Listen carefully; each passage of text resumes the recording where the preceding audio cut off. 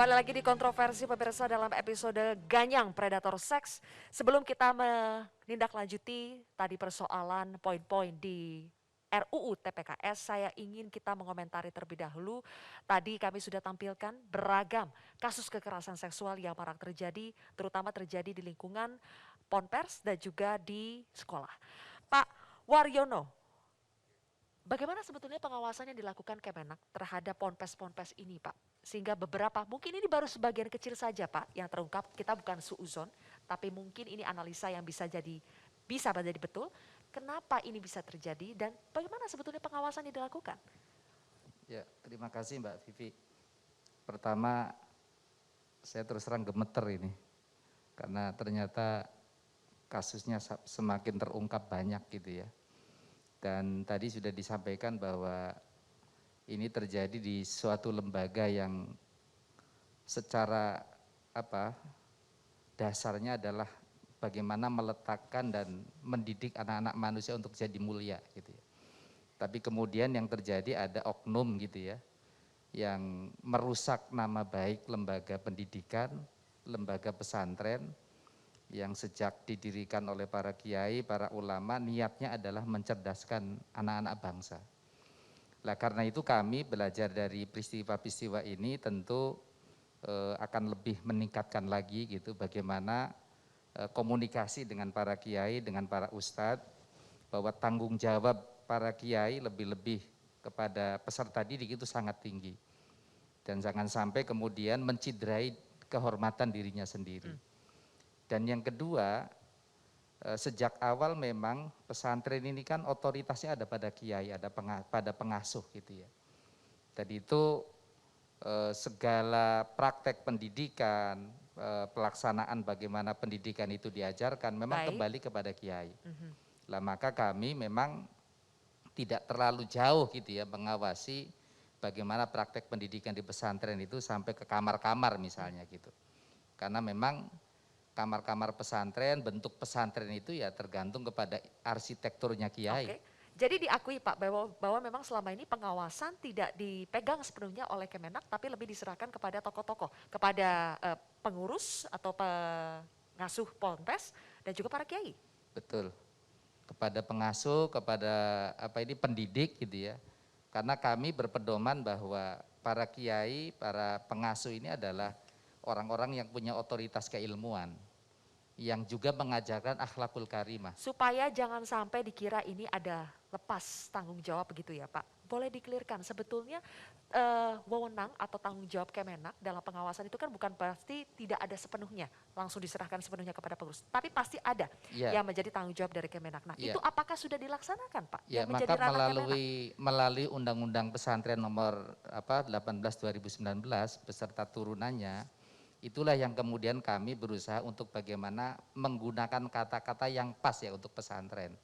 Karena pesantren ini kan berbeda ya dengan sekolah gitu ya. Ada pengawas sekolah gitu ya, lazim gitu ya. Ada pengawas madrasah gitu.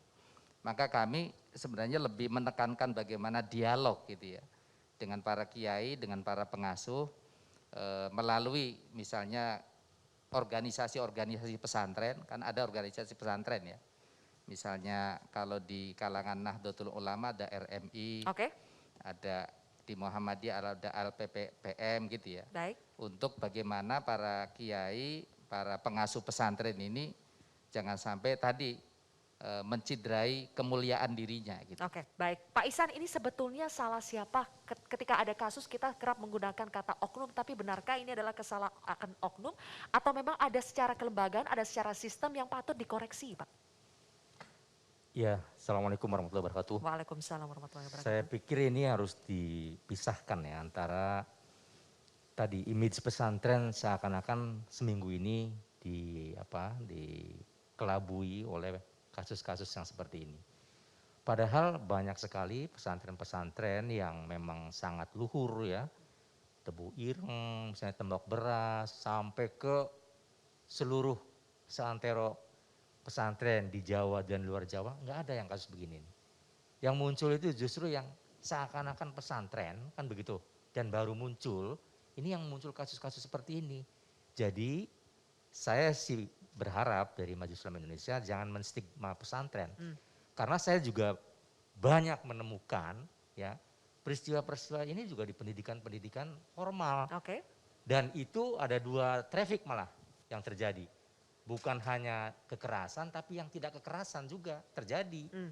Nah, yang kami ingin lakukan ya sampaikan kepada Bu Ari nanti ya, justru materinya harus mengatur yang kekerasan dan yang dengan persetujuan, tetapi di luar Bagaimana Pak maksudnya? di luar pernikahan. Oke. Nah, itu harus diatur juga. Sehingga seakan-akan ini kan yang yang diterima masyarakat, Bu Ari, bahwa yang kekerasan yang ditabukan, tetapi yang suka sama suka itu dilegalkan. Nah, ini harus dua-dua diatur. Harus dikelirkan soal itu. Nah, harus Baik. dua-duanya sehingga Oke.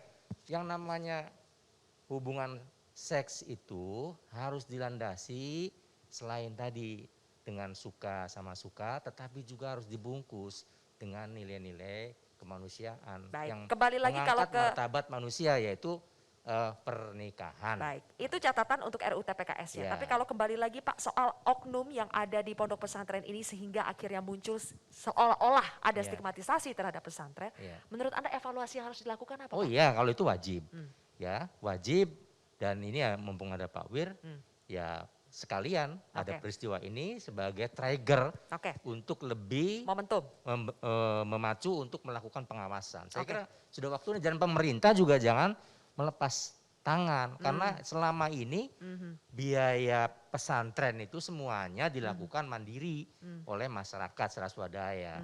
Nah, sehingga kalau terjadi kasus-kasus kayak ini kan seakan-akan membakar semua pesantren yang dibangun. Oke, berarti betul ya Pak Ihsan kalau Menak bilang kita akan evaluasi, kita akan katakanlah audit, melakukan audit, mengawasi betul-betul semua pondok pesantren yang ada. Ya, wajib. Wajib Dan ya? itu oleh Kementerian Agama dan selayaknya Kementerian Agama juga memberikan anggaran yang cukup ya untuk pesantren sehingga tidak lagi terjadi yang seperti ini. Oke. Nilai titik bisa merusak susu sebelang. Datanya sebetulnya seperti apa sih selama ini Ibu Ami? Apakah betul pondok pesantren, sekolah, perguruan tinggi itu menjadi tempat-tempat yang memang marak terjadi kekerasan seksual? Dan kenapa? Faktornya apa? Pertama mungkin kita harus sepakati dulu ya bahwa kekerasan seksual itu tidak hanya terjadi di pondok pesantren atau pendidikan berbasis agama Islam. Data pengaduan yang masuk ke kami, kekerasan seksual itu terjadi di semua jenjang pendidikan dari tingkat PAUD sampai universitas. Ya. Kalau yang berbasis agama itu tidak hanya terjadi di pondok pesantren atau berbasis agama Islam, tapi berbasis agama non-Islam pun terjadi. Jadi hal itu yang harus sama-sama kita ketahui bahwa semua lembaga pendidikan apapun basisnya itu tidak aman dari kekerasan seksual. Cuman kalau misalnya dari data yang masuk ke Komnas Perempuan untuk 2015 sampai 2020, ada 51 kasus kekerasan di lingkungan pendidikan. Nah, yang tertinggi memang di tingkat universitas, ada sekitar 14 kasus. Kemudian yang kedua itu di pesantren atau lembaga pendidikan berbasis Islam. Kemudian ada ketiga itu SMU, SMA, kemudian sisanya ada di PAUD termasuk juga berbasis agama non-Islam. Nah, pertanyaannya kenapa Ya. gitu. Orang kan selalu berpikir kenapa pesantren itu kan tempat mendidik. Betul. Gitu ya. Kalau dilihat dari modus yang terjadi di kasus-kasus yang disampaikan, modusnya pertama ada manipulasi perkawinan. Misalnya dengan mengatakan kamu sudah menjadi istri saya maka kamu harus mau melakukan hubungan seksual. Karena misalnya walaupun perkawinan itu tidak sesuai dengan rukun nikah. Kemudian juga yang kedua, ancamannya mungkin tidak fisik. Oke. Tapi misalnya kalau kamu tidak mau, maka kamu tidak berkah. Atau kamu akan dapat ajab. Ya. Ya, Sebaliknya kalau mau, dapat berkah, mungkin seperti itu. Nah, itu kan konteksnya karena tadi seperti yang Pak Waryono sampaikan, bahwa posisi kiai, posisi pengasuh pesantren itu dinilai memiliki otoritas keilmuan dan otoritas keagamaan. Sehingga murid-murid, santriwati-santriwati itu Baik. tidak memiliki kuasa. Baik. Posisinya adalah powerless. Itu yang menyebabkan Oke. mengapa kekerasan itu terjadi. Baik. Tapi saya sepakat dengan Pak Kiai bahwa kekerasan seksual ini terjadi di semua lini, terjadi di semua jenjang pendidikan, Baik. termasuk pendidikan berbasis agama apapun. Langsung saja kita kaitkan dengan RUU TPKS. Apa yang bisa membedakan nantinya, Bu Ari, ketika RUU TPKS ini katakanlah nanti jadi disahkan, apakah bisa menjadi solusi atas segala persoalan yang kita bilang, kekerasan seksual yang terjadi di berbagai lingkungan pendidikan, tempat-tempat berbasis agama dan sebagainya, apakah bisa menjadi solusi yang lebih baik daripada undang-undang yang ada sekarang? Saya mau katakan sekali lagi, saya tegaskan begini, bahwa RUU TPKS adalah RUU khusus, lex spesialis tentang kekerasan seksual. Jadi di sana memuat semua tentang bagaimana yang paling penting penekanannya pencegahan. Jadi kalau kita bicara, kalau sudah ada akibatnya apa gunanya? Sudah Tapi terlanjur. ketika kita jangan jadi bubur dulu gitu loh. Jadi kita ada edukasi, ada sosialisasi dan seterusnya. Dan saya yakin dan percaya ya, karena kami itu di badan legislasi ada 80 negarawan, saya katakan begitu kawan-kawan, dan dari 9 praksi. Dan semua masukan-masukan dan saran, kemampuan, segala yang kami tumpahkan untuk menyusun RUU TPKS ini.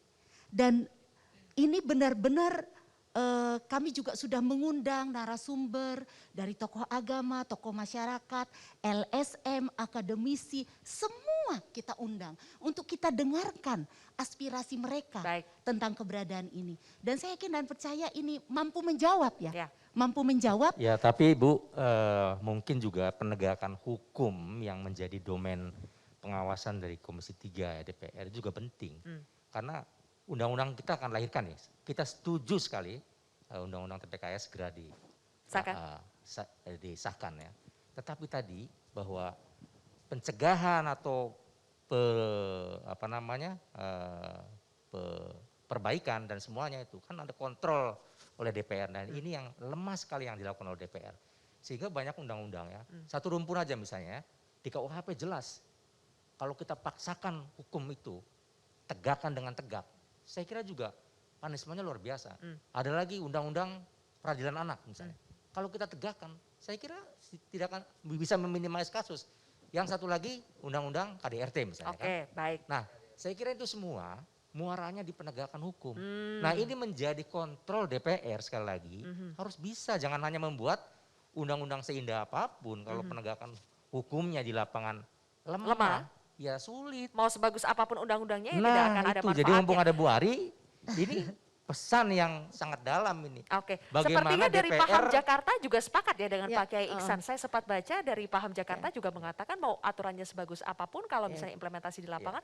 Jadi Ini- persoalannya ya. selama ini menurut Ibu Nurul apa? Implementasi dari penegakan aturan itu? Ini terkait dengan law enforcement-nya. Jadi ketika di lapangan, ketika kami melakukan pendampingan, memang ada hal-hal yang dirasa misalnya kayak penanganannya lama gitu ya. Bahkan ada satu kasus yang diajukan, pelaku mengajukan pra peradilan terus Baik. kemudian menang. Ini kan Ya. bagian catatan ya. Kenapa hakim bisa mengabulkan pra peradilan tersangka kemudian dimenangkan. Tapi sih saya lebih fokus pada ketika misalnya kekerasan seksual terjadi di perguruan tinggi, ini yang kita lihat adalah apa akar permasalahannya, yaitu tren sekarang nih tanda kutip ya, yang justru banyak pengaduan ke kami adalah mahasiswi yang awalnya melakukan seks karena bersetuju terus kemudian akhirnya menjadi korban. Karena ini juga harus dipikirkan, karena kenapa hal itu terjadi? Karena di sini perempuan mau itu melakukannya suka sama suka, itu tetap akan masuk ke dalam hubungan yang beresiko atau rentan. Hingga akhirnya apa yang terjadi, kita jangan lupakan ada beberapa kasus yang sempat mencuat ke publik, yaitu pertama kasus bunuh diri, terus kemudian dibunuh. Ada yang pacarnya setelah mengkonfirmasi kehamilan, kemudian dibunuh oleh si laki-lakinya. Terus kemudian juga ada aborsi, ini juga angka aborsi juga meningkat. Padahal Kenapa awalnya suka sama aborsi suka ya? meningkat gitu ya? Aborsi meningkat itu karena ada hubungan perzinaan tadi gitu kan, persetujuan tadi itu Dan sih. Anda melihat RUU TPKS belum bisa menjawab persoalan Ya, ini. ini belum menyentuh ke sana, ke akar Oke. permasalahannya gitu. Baik, Karena nanti saya akan minta tanggapannya sebentar, ya. bicara kekerasan seksual, kita nggak hanya bicara di hilirnya saja, tapi Oke. dari hulu ke hilir gitu Hulu kan. ke hilir dari Ya. A sampai Z-nya ya. Ya, Boleh gitu. nanti ditanggapi ya, sepertinya sudah pada tidak sabar dan termasuk Ibu Mufidah nanti juga akan menanggapi ini. Tapi kita harus jeda terlebih dahulu Bapak Ibu sekalian. Kontroversi akan kembali sesaat lagi.